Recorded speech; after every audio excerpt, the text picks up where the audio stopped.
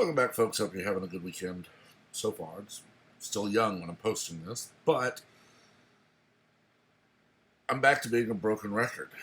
Uh, I was listening to several things, reading several things during the day-to-day. Had a bad issue with allergies, so shorter day for me. Now yesterday for you. But what came up again was Governor Whitmer's executive order banning elective medical procedures. And what's troubling is that in this executive order, joint replacement is specifically mentioned as non-essential. I don't know of anyone who's ever had a knee, hip, shoulder, elbow, ankle replaced or worked on where it was elective. I know for a fact that the elderly can literally be lying motionless and their hip just break. You can be just going through your normal day and your knee give out and break. If you don't have this addressed, your joint is bone on bone.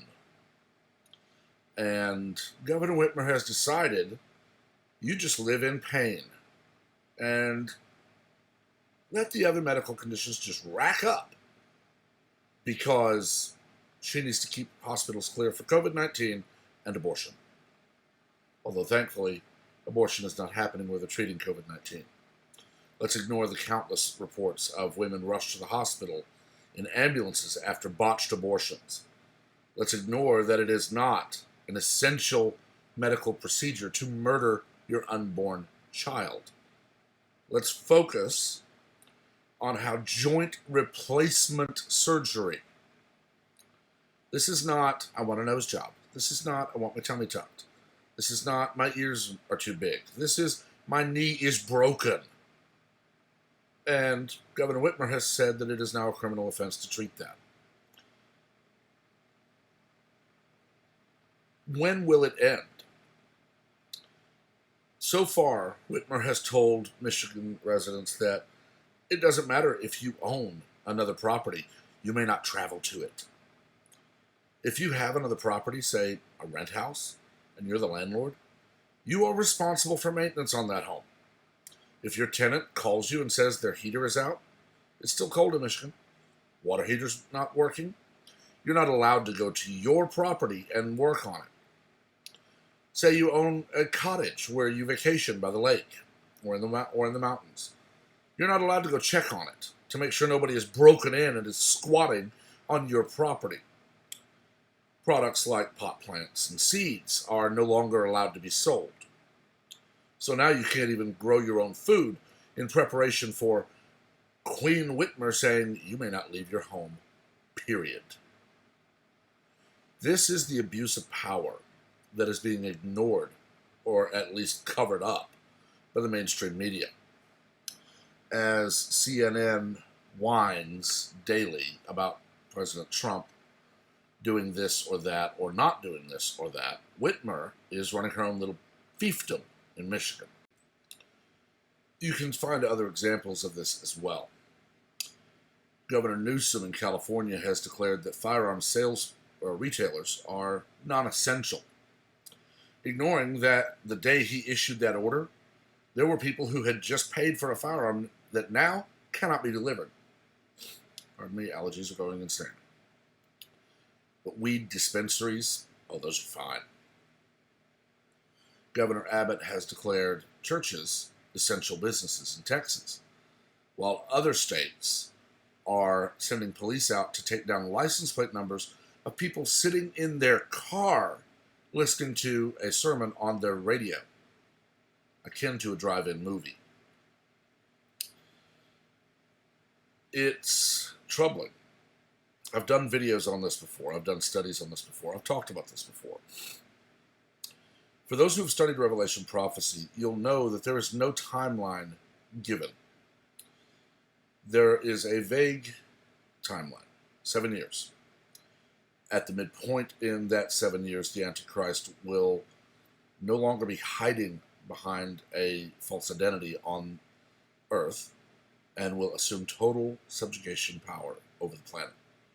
At the end of that, we have the Battle of Armageddon, we have the Millennial Kingdom, 1,000 years, then the Great White Throne Judgment at the end of that. From there, it is eternity. But there are things that are talked about. Famine, plague, wars and rumors of war, a star falling from the heaven, poisoning a third of the seas, eclipses, both lunar and solar. The sun shall be as sackcloth, and the moon shall be as blood.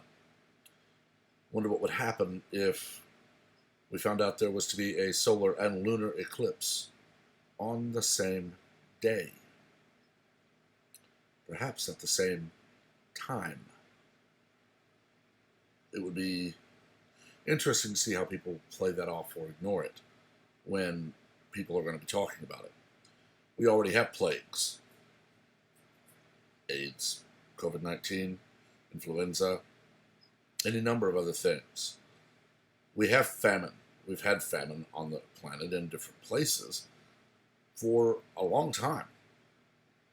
I can remember seeing the commercials when I was in high school.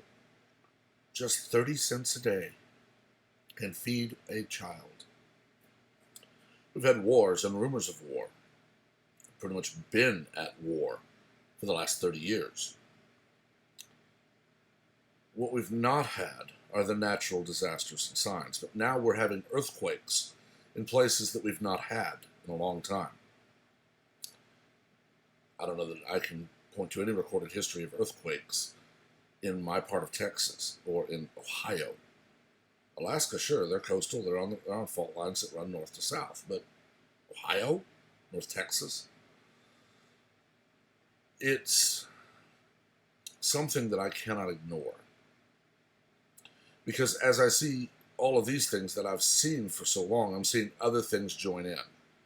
You know, influenza is something we are accustomed to. We have a flu season, and nobody shuts down society for that. Nobody worries about, 6 feet apart, wear masks, social distancing, don't get the flu. But all of a sudden, we have President Trump in a re-election year. And we have a virus coming out of an antagonistic nation, China, and the media spins it. They spin everything. Very recently, Trump said absolutely he could reopen the economy. People screamed, tyrant, authoritarian. Now that he is deferring to governors to do this, such as Governor Abbott, who is working on a plan to slowly reopen the Texas economy. You're leaving the burden on the governors. It's literally a case of 6 of one, half dozen of the other. If Trump says I can do this, he's a tyrant. If Trump says fine, I'll leave it to the governors. Well, you're burdening them. This is a concentrated move to subjugate people. We have supposed medical experts saying that we'll have to be in this quarantine state for possibly 18 months to 2 years. There will be no economy to go back to at that point. We have governors like Whitmer ordering people to stay in their homes. You can't go buy plants to plant in your garden. You can't go buy paint or wood to work on your home. You can't visit any property you own other than the one you live in full time. You can't have joint replacement surgery, but you can have an abortion. The world is racing to hell in a handbasket, and we've strapped jet engines to the side. We have too many people blissfully unaware that they are trapped in the cave, watching the puppet show.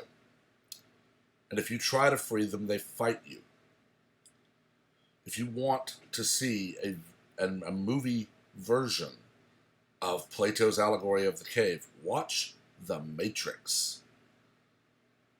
There's literally a line, if you try to free a mind too old, they will fight for their illusion.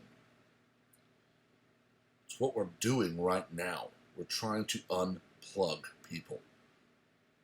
red pilled has been a hashtag for years now. And every time you see that hashtag, you will see some blue pill in the comments arguing for their captivity to the cave. I'm actually working on a design based on this. I may try to market it. Who knows? I may actually have something up there. I don't know. That's why I'm trying to put together a video series about history. I've taught history, taught government, economics. And while a lot of it is very simply instructing about history, this happened on this date, at this place, these people were involved. You can always, however, draw correlations to modern day. For example, if you look at the Civil War and you remove the why, you had the federal government telling the states what they could or could not do. Yet today we have Congress doing that very thing. It would not take much for a spark to be applied to the powder keg. It's fascinating to watch as a historian, incredibly worrying to watch as a historian, because the old adage, those who do not learn from history are doomed to repeat it, has never been more true. What the adage doesn't tell you is those who do not learn from history are not only doomed to repeat it, but they are doomed to drag those who did learn from history along with them on the road to destruction. The U.S. Civil War was not the first civil war on the planet. And it won't be the last. It hasn't been the last. But for some reason, it's the only one ever talked about, because it's the only one that can be twisted into white men wanted their slaves. They don't ever acknowledge that one of the first slave owners was black in America. They don't acknowledge that slavery still exists in the Middle East. Hasn't here for pushing 130 years. Yeah, almost 130 years. Actually, 135, I'm sorry. No one alive today was ever a slave. No one alive today personally met someone who was a slave unless they themselves are in their 90s. But it's still brought out. And lies are still told by the people who are ignorant enough to think, well, the people will just obey and they'll lie in their bed in pain from their broken knee while we let young women go get abortions. She had the gall to actually say abortion is life-sustaining, a medical procedure that ends a human life. There is a small part of me, and it is a part I'm working on addressing, but right now there's a small part of me that really wants to say, I will go last at the Great White Throne just to watch the Whitmers and Hillarys, Pelosi's, Schumers, Feinsteins, and the rest stand before the Creator. Because it will definitely be interesting as the people who have treated the world like their kingdom, acted as if they are God rulers over the peasantry, are told, depart from me, you never knew me, and sent to hell.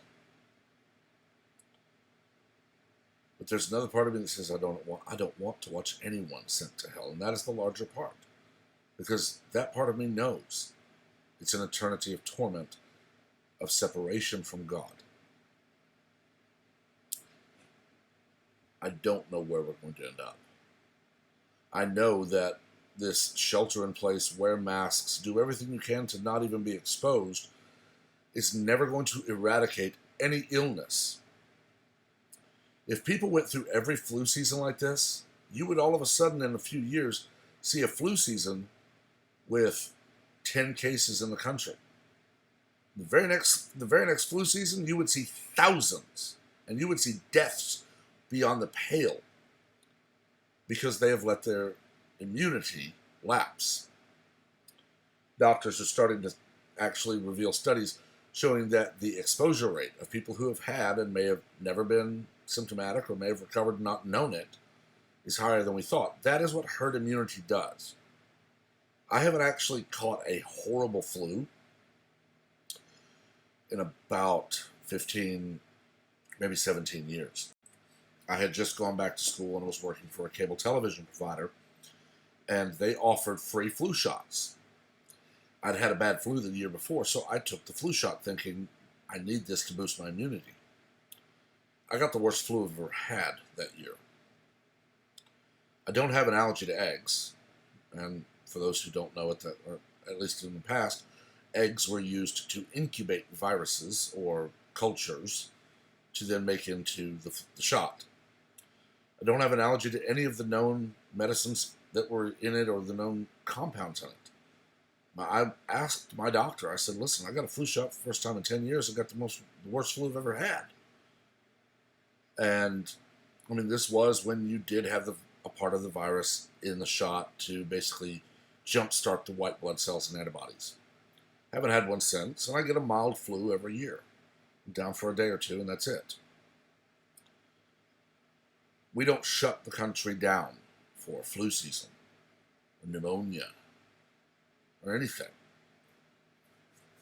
But we shut the country down for what appears to have been a deliberately released virus. I say appears to be because I have no proof. If it's proven wrong, I won't stop saying that. But it does appear to be, or at least negligently released. But instead of people laying aside politics and saying we need to make sure that everyone possible is treated and cared for, we have Whitmer banning joint replacement. Pelosi going on the James Corden show, showing off her $25,000 refrigerator stuffed with hundreds and hundreds and hundreds of dollars worth of like high level or high posh ice cream. We have idiots who are still demanding gun control because they're watching as people say, well, if I'm going to be stuck in my house and criminals are not going to be chased or caught by the cops and they're going to be let out of jail, I'm going to have a way to defend myself. And they see people realizing that a firearm is the great equalizer. God created men, Sam Colt made them equal. These are the people who would tell a 5-foot-tall, 70-year-old woman, oh, no, you don't need a gun. If you're attacked, just scream. They'll leave. When someone like that dies, well, we need gun control. If that criminal hadn't had a gun, and if that criminal didn't use a gun, well, I don't know what to tell you. It's an epidemic. We got to address it. They don't want to talk about the fact that millions of people have used firearms in self-defense, saving lives. They absolutely hate to address the fact that in Sutherland Springs, a man used the wicked AR-15 to drive off a mass shooter. No, they just want to tell you, stay in your home, don't go out, you don't need to go to the store today, you don't need to buy plants or seeds or repaint that wall or fix that door, just stay in your home. Stay in your home so that the people who need to can go get abortions. It's moronic.